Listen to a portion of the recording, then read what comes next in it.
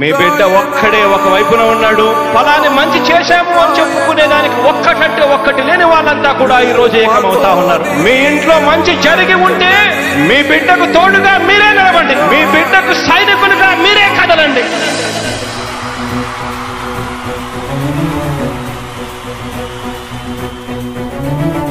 మీ ఇంట్లో మీ బిడ్డ వల్ల మీకు మంచి జరిగి ఉందా లేదా అన్నది మాత్రమే ఆలోచన చేయండి. మీ ఇంట్లో మీ బిడ్డ వల్ల మీకు మంచి జరిగి ఉంటే మాత్రం మీ బిడ్డకు సైనికులుగా మీరే నిలవండి అని చెప్పి సందర్భంగా కోరుతా ఉన్నా. ఇచ్చిన మాట తప్పితే ఓటు మీ యుద్ధని చెప్పిన దమ్మున్నడు జగను. చెప్పిన మాట చెప్పినట్టుగా చేసిన మా రాజన్న కొడుకుర జగను. ఏ కష్టం రావద్దని పేద గుండెకు ప్రతి పథకం పంపిండుర గడప గడపకు. పులి గడపలో పులి పుట్టినట్టే పుట్టిండురా. జెండలు జత కట్టడమే మీ ఎజెండా, జనగుండల గుడి కట్టడమే జగను ఎజెండా. బలిరా బలి బలిరా బలిరా, పులి వెందులలో పుట్టిందా పులిరా.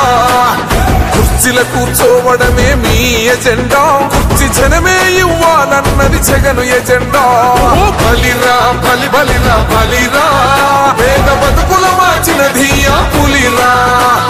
గవర్నెన్స్ లో ఎప్పుడు చూడని అభివృద్ధి ఈ రోజు జరుగుతా ఉంది. మొట్టమొదటిసారిగా స్కూళ్లు మారుతా ఉన్నాయి, రూపురేఖలు మారుతా ఉన్నాయి. హాస్పిటల్స్ మొట్టమొదటిసారిగా ప్రివెంటివ్ కేర్ అన్నది దేశానికే పరిచయం చేస్తా ఉన్నాం బుల్లెట్ క్లినిక్స్ ద్వారా. ఈ 4 సంవత్సరాల కాలంలోనే ఏకంగా మా అన్న ప్రభుత్వంలో మరో 4 సీపోర్ట్లు ఈ రోజు వేగంగా కట్టడం జరుగుతా ఉంది అని కూడా చెప్పండి. భయమెరుగని ఆ పేరుకు హడలు, అసలంచబోడు ఎవడికి మెడలు. ఆయనెదురుగా కొడుతున్నారు తొడలు, వేసుకుంటారు రా తప్పక చెడలు.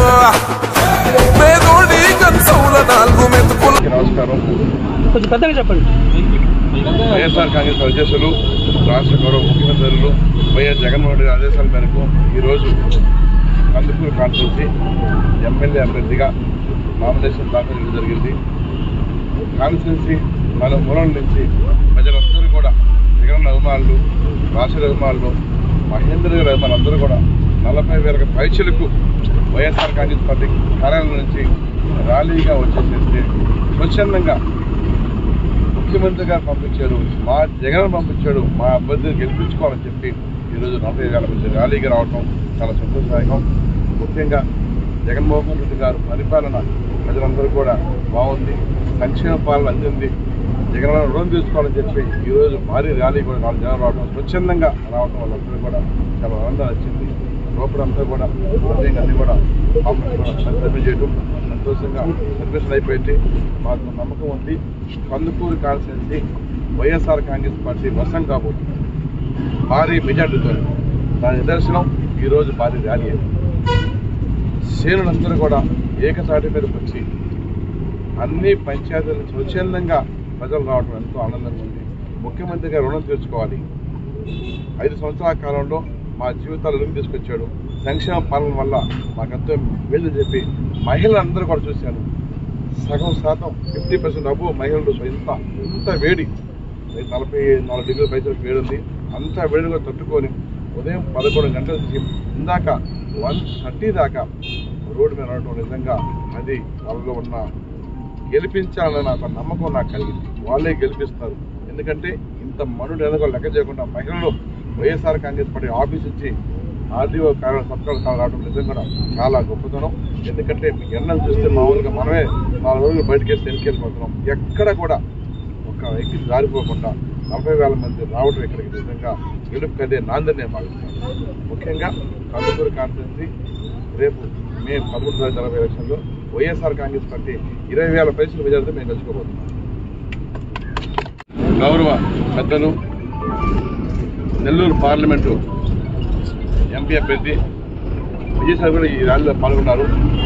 వారిని కూడా అభిమానులందరూ కూడా ఎమ్మెల్యే అభ్యర్థి నాకు, ఎంపీ అభ్యర్థి విజయసాయి కూడా మేము సపోర్ట్ చేస్తున్నాం.